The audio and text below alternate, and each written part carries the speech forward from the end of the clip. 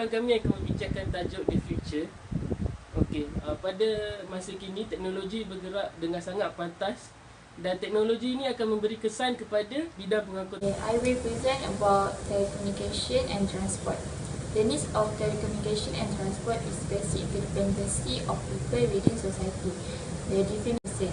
This subtopic talks about firstly, at this time, transport and communication speak about the demands of goods that are scarce in the market, increased pace of technology change, competition of world scale, and the pursuit of demand. The second point is there are the signs of a growth in the telecommunication and transport is now growing at different rates, where the seem to be near future development of supersonic. For example, to push forward the corresponding development, the technology of transport, electronic, image, which stimulate elective publication. Good would like to present about telecommunication and transportation system. First of all, the importance of telecommunication and transportation system are to move the trade and business activities, to promote local and international tourism activities, to reduce time travel, to activate economic activities in fishing, logging, mining and agriculture. Last but not the least, it is also used in strategy defense and in other security areas. Increasing awareness and better information about the source of local contracts that may be necessary. There are two problems in this scenario. Number one, companies are very careful in sending their confidential and sensitive information through a transmission system for various categories of users. Second, common users are social workers. In conclusion, although telecommunication in the future will not have any significant impact on the travel demand, but it is very important for the transport industry to be aware about the possibility of replacement. Advances in telecommunication system discussed would make the system more vital. Growth in cargo traffic alone will support a wide infrastructure to facilitate the movement of goods. IT and shipping. The effects of is booming with advanced communication, satellites and optical cable which can now provide instant information about the route freights via international transport chain. Communication link change the nature of the relationship between the ship, the sender and the consignee. IT and public transport. Automated operation of the public transport is technically feasible with urban mass transit system operates on how exclusive guide. Revolusi elektronik itu dapat dilihat dari kesan terhadap industri itu sendiri. Sistem pokok-pertukaran membuatkan kos pengangkutan lebih tepat dengan maklumat penggunaan bahan api, kos penyelenggaraan dan downtime. Dalam tajuk Information Teknologi dan Pengangkutan, terdapat industri bas dan IT. Teknologi maklumat boleh digunakan dalam banyak fungsi termasuk pengurusan, kejuruteraan, kutipan tambang dan perancangan perkhidmatan. Salah satu yang digunakan dalam industri bas yang menggunakan teknologi maklumat adalah elektronik tiket ataupun tiket elektronik. Tiket elektronik adalah aplikasi yang paling berjaya untuk teknologi maklumat dalam industri pengangkutan awam. Seterusnya, kaedah yang kedua yang digunakan ialah drop metric indicator. Setiap maklumat penumpang mendapat manfaat dari penggunaan aplikasi teknologi dengan penggunaan indikator metrik dot di stesen tulisan bas dan kenderaan. Tambahan lagi, dalam industri bas yang menggunakan informasi teknologi adalah perkhidmatan paparan data. Perkhidmatan paparan data ini membolehkan ejen pelancongan atau pengendali untuk input berlepas dan tempat turunnya tarikh perjalanan dan bilangan penumpang, memaparkan kemungkinan masa berlepas dan kekosongan tempat duduk bagi perkhidmatan itu. Okay. Teknologi komputer juga digunakan dalam industri bas. Okay. Dengan menggunakan komputer, ia amat membantu dalam menentukan laluan yang perlu dipilih. Bilangan bas diperlukan untuk memenuhi jadual yang dicadangkan dan peruntukan kru untuk jadual tersebut. Okey, kembali.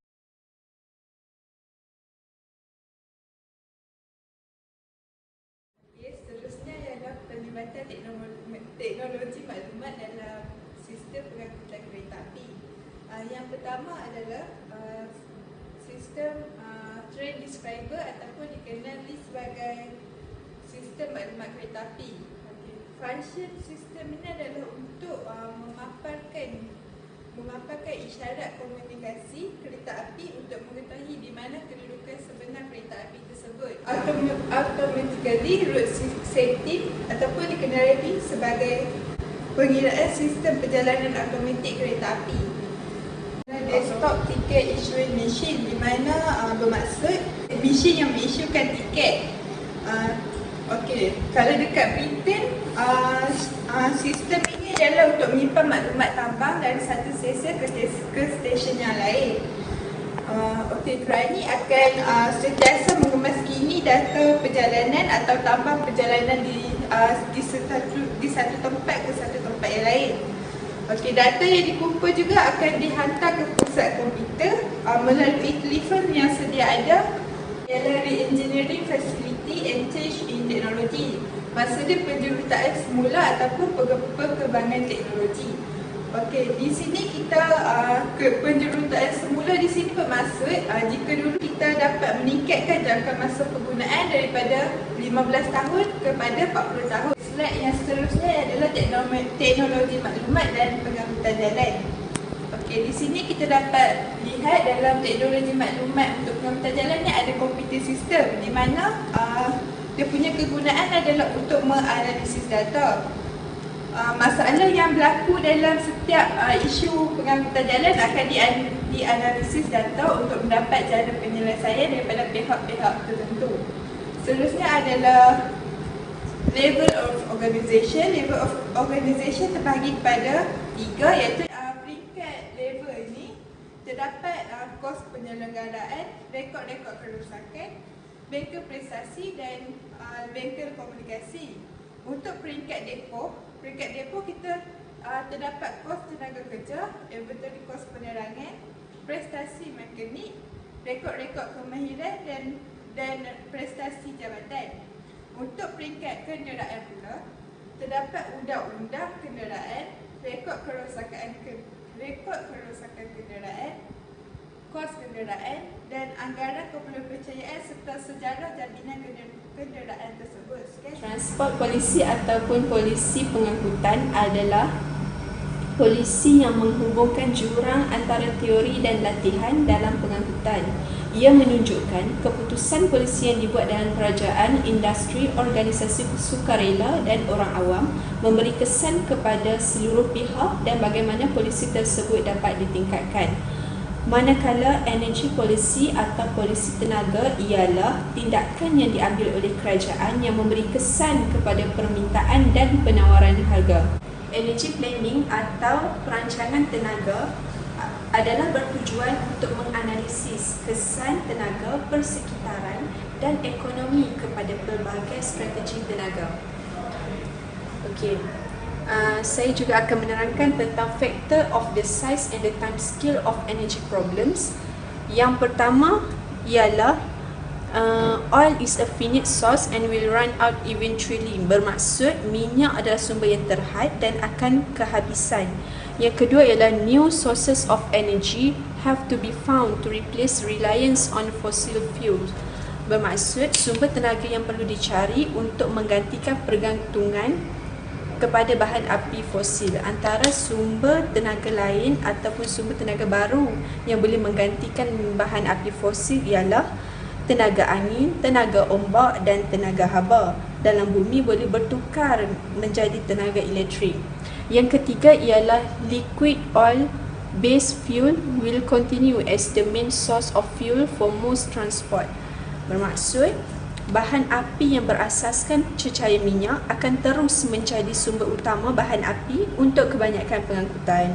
Dan yang keempat ialah conservation techniques can prolong the life of oil energy. Yang bermaksud, teknik pemeliharaan boleh memanjangkan hayat sistem tenaga minyak.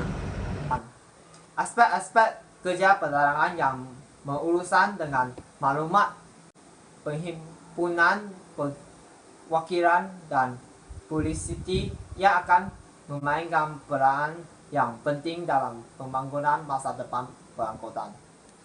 Persatuan boleh mengintegrasikan ke dalam program-program penandarasan dan juga dalam spesifikasi kontrak. Sekarang kepentingan pengguna. Kepentingan pengguna menyatakan bahawa semakin banyak persaingan, semakin kepentingan pengguna akan dilindungi. Yang menyasar adalah terhadap pembekal perkhidmatan pengangkutan udara.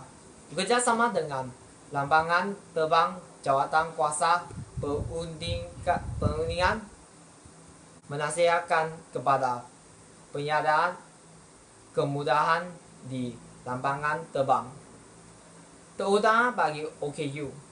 Contoh surah. Sekarang saya akan membincang kumpulan pendesak. Kumpulan pendesak ini didirikan untuk melindungi dan memajukan kepentingan tertentu melalui kempen promosi, memujuk dan meningkatkan ahli mereka. Mereka cuba untuk memastikan bahawa isu mereka tuju kepada orang awam. Sebagai contoh, The Inland Shipping Group yang mempunyai maklumat untuk menggalakkan pembangunan dasar pengangkutan yang memberikan keutamaan yang lebih besar kepada jalan air pendalaman daripada yang wujud sekarang. Alasan yang diberikan untuk tujuan ini adalah bahawa dengan peningkatan dalam trafik bawah air akan ada peningkatan dalam ekonomi dan alam sekitar di United Kingdom. Okey, saya akan bagi contoh yang lain. Kempen Transport 2000. Kempen ini yang ditubuhkan pada tahun 1973. Selepas ia telah dirancang oleh kereta api Britain untuk menutup sebahagian besar kereta api. Tujuannya ialah untuk meningkatkan perkhidmatan bas dan rel dan menggalakkan lebih penggunaannya. Kini saya akan menerangkan tentang professionalism in transport. Untuk menjadi seseorang yang profesional di dalam bidang pengangkutan, mereka seharusnya dapat menggunakan metod dan teknologi yang terkini untuk menjalankan tugasan mereka. Dua faktor untuk meningkatkan keprofesionalan di dalam bidang transport. Pertama, mereka seharusnya mempunyai pendidikan yang asas di dalam bidang transport. Kedua, semua orang yang terlibat di dalam bidang transport seharusnya mempunyai latihan yang berkala supaya kemahiran dan ilmu pengetahuan mereka dapat berkembang. Objektif untuk professionalism in transport adalah pertama, untuk mendidik dan meningkatkan lagi standard di dalam bidang ini. Kedua, supaya semua orang yang terlibat di dalam bidang ini mempunyai ilmu pengetahuan yang terkini tentang bidang pengangkutan. Dan yang ketiga, supaya ialah dapat mendidik minda para pekerja yang terlibat dalam bidang ini bersifat futuristik. Cara-cara untuk mencapai tahap professionalism in transport. Pertama, standard seharusnya direndahkan sebelum seseorang itu boleh menjadi profesional. Yang kedua, syarikat-syarikat seharusnya lebih membanyakkan lagi perjumpaan, seminar, konferens untuk meningkatkan lagi pengetahuan mereka dan supaya pengetahuan antara para profesional ini dapat bertukar antara satu sama lain. Yang ketiga ialah dengan menerbitkan jurnal, kertas-kertas kajian di dalam bidang-bidang yang berbeza di dalam bidang transport.